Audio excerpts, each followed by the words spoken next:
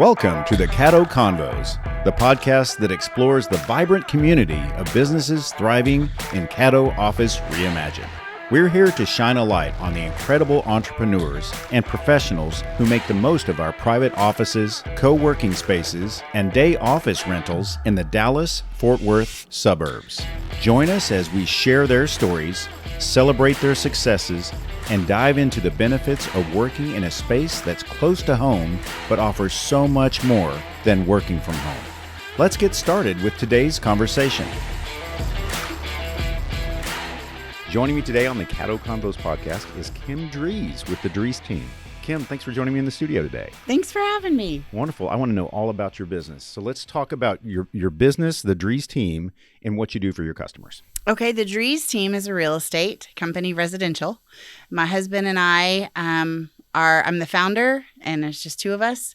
And we help people realize their real estate goals, whether it be through buying, selling, or investing. That's wonderful. How long have you been doing this? I got my license in 2017, and my husband, Chris, joined me in 2020. So you're approaching, before COVID. Yeah, you're approaching a decade here before too long. That's crazy. Yeah, I guess so. That's wild. That's great. And so you've helped a ton of customers in that time find their dream. Tell me about why you do what you do. Well, it's multifaceted. Of course. I love helping people. Yeah. And I started when I was very young. My first job was selling Cutco knives. And I was really good at it, but I felt like people were buying things they may not necessarily need. And so real estate is something everybody needs, right? They need somewhere to live. So they're either renting and paying someone else's mortgage, or they're paying their own mortgage. And so that was one way that I could help people buy something that they need and love where they live. Also, we have 5 kids. And my full house.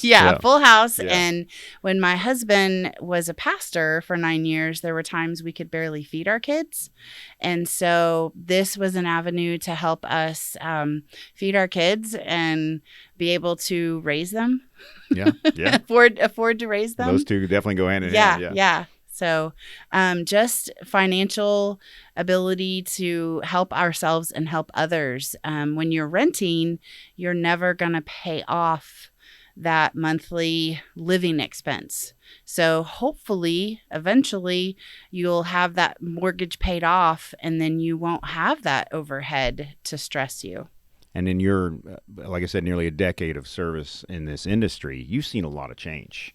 I have. I imagine, especially recently, these past few years, what's changing that people should be on the lookout for as they're looking for a new home? Affordability. Yeah. The prices have gone up 40% since COVID 2020, and they've gone down, but only maybe 10 to 20% at best. So we're still at a 20% increase in pricing, but rates are, I haven't checked today, but they were hovering around the 7s last Friday. Let's see, so they were hovering around the 7s last I checked, and that's not real affordable. So we have figured out some workarounds for people to try to help them be able to love where they live and still afford where they live. So affordability. So in this recent market, I say right about now, you have a challenging market is currently, and now of course, by the time people listen to this podcast, everything could have changed. Yes, that's true. It's almost daily. But currently, and we're in close to June 2025. Is the area you work in a buyer or a seller's market? And really, the reason I'm asking that is I want to know the difference. Like, what's the difference between the two markets? That's a great question. So, if you look at historical data, a seller's market is 0 to 4 months of inventory. A balanced market is from 4 to 6 months of inventory, and a buyer's market is anything over 6 months of inventory, meaning if everything we had on the market would sell in 6 months or more, it would be a buyer's market. So what we have is we have 4 and a little shy of 5 months of inventory. So that really alludes to a seller/balanced market. Right. But because interest rates are so high and we have a very big lack of buyers, it feels like a buyer's market. Right. We're it's able, not yet. It's not, Yeah. but we're able to get seller concessions. We're able to ask for sellers to do some repairs and maybe replace a roof or help them buy down the rate, pay their closing costs, pay for their real estate agent. So there's some things that we can do right now to help a buyer that we couldn't do in 2020 through 2022. Who is your average buyer? A first-time homeowner. Okay. Makes sense. Yeah. Yeah. So I'm older. So my first home cost me $89,000 in 2009. Yeah. Now it's about $300,000 to buy a same house for the same house that needs cosmetic updates. Yeah. In the Metroplex. How about that? Yeah. And speaking of Metroplex, talk about the areas you serve. So we serve mainly Fort Worth, so Keller, Watauga, South Lake, North Lake, Trophy Club, Westlake, Weatherford, Hazlitt, Saginaw. So pretty large area. Yes, relatively relatively large area, but I feel very versed because we've helped over 280 clients since 2020. Yeah. So I feel like I can, if I don't know the answer about the market, I can find it. So are you also representing, you've helped a lot of people with first-time homes. Mm-hmm. Do you represent sellers as well? Oh, absolutely. Okay, tell me about that process. So with the sellers, we are doing a little bit more than the normal. So we are co-hosts with American Dream TV. Okay. So we can put their home on television. How about that? And get to advertise that way. We also have magazines that we send out every month, or if it's for a specific property, we'll target, like we have a barndominium for sale right now in Crum, so we can target magazines that sell barndominiums. Obviously we're going to do MLS, and then we also can do off market where we have a list of buyers looking for that property, so we'll run that list through our resources. We also do something called Matterport, which is a 3D rendering. So everybody is buying online before they even go look at the house, right? Some people are buying that didn't even know they wanted to buy. So they're scrolling and they're like, oh, I wonder what the layout of this house is. So our 3D rendering will actually let them walk through the house.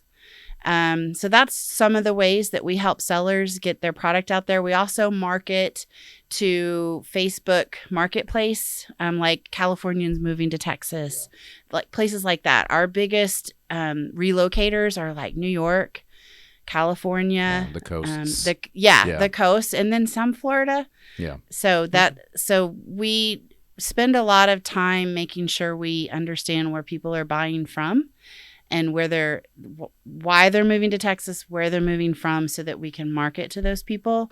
A lot of times someone's not necessarily attached to a realtor yet on MLS.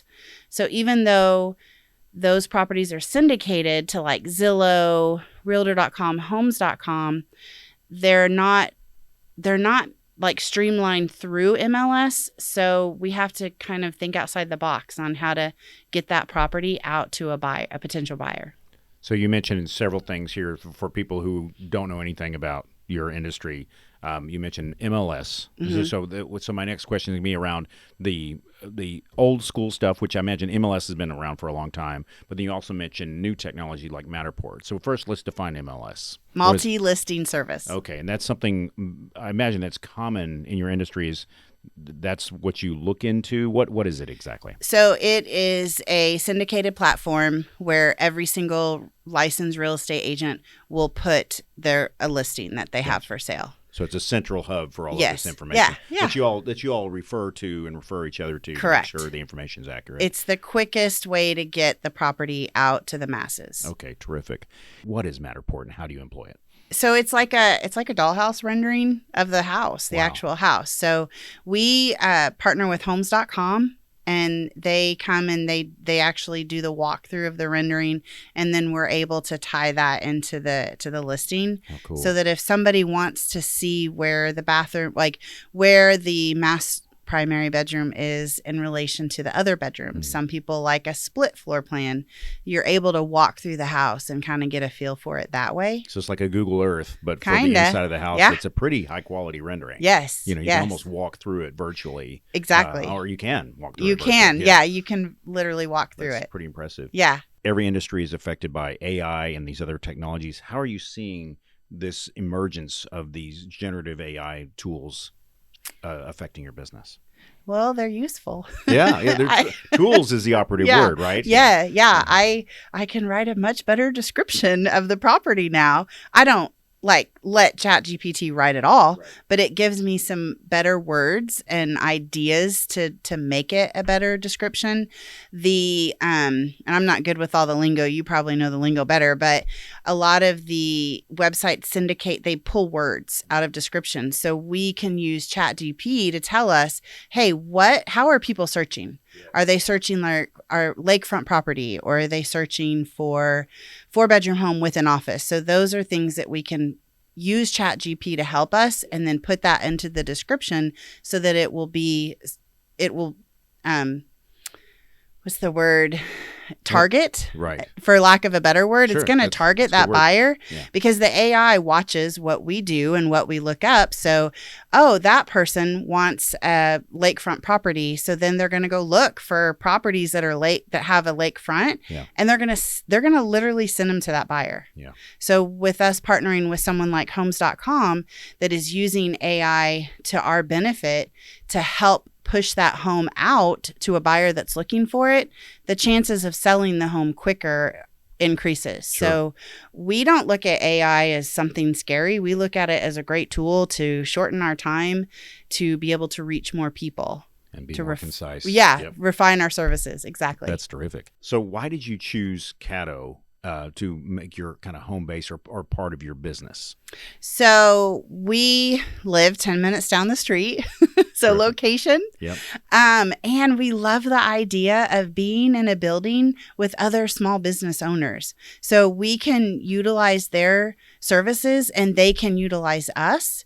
We really believe in that new way of we loved being in a building with a bunch of real estate agents. The energy was great. We learned a lot.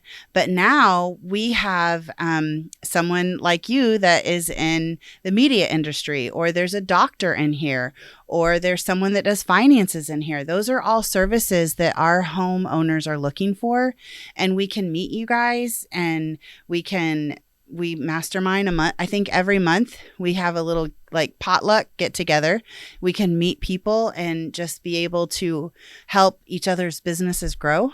Yeah. So that's the biggest reason, is that sort of community feel of being around like-minded individuals that are business owners that want to help the community, and then location, because we live 10 minutes down the road. Yeah, that is a convenience. Yeah. It's a nice place. So speaking of nice places, you represent a lot of homes. And so for people who are looking, but they're not sure, what would you say to them to come talk to you? So I would say, let's sit down and over a cup of coffee or a meal and talk about, what are your goals? Where do you want to be? When do you want to be there? And what do we need to do to get in place the steps to get you to where you want to be? Not everybody is created to be a homeowner. But I want to talk to the ones that are thinking about it. I want to talk to the ones that are dreaming about not having to wait on the landlord to fix the plumbing, or if the landlord's going to sell, will I have a place to live? So those are the people that I want to talk to and just dream with and see what we can do. I have great lenders that I partner with that will look at the loan like they would their own and say, hey, that might be that might make you a little house poor. Let's maybe look at some different options, or maybe save another year worth of money. It just kind of depends on what the market's doing and affordability. But myself, my husband, and then our partner lenders, or I also have lenders with accountants, financial advisors. Let's work together to get a plan going so that you make a good decision. Yeah. That's excellent. How would you like to be contacted? What's the best way for them to reach you? My cell phone. Oh, really? Okay. Yeah. So just in case that changes, everyone scroll down because we'll put that in the show notes. Okay. So just in case you change the number at some point, we can still update that. Okay. So excellent. So I'd encourage you all to reach out to Kim. Just like you said, sit down and have a cup of coffee and talk about your goals. Yeah. So I appreciate you coming on the show and sharing your Thank knowledge you. and your passion for what you do. Thank you. I appreciate you having me.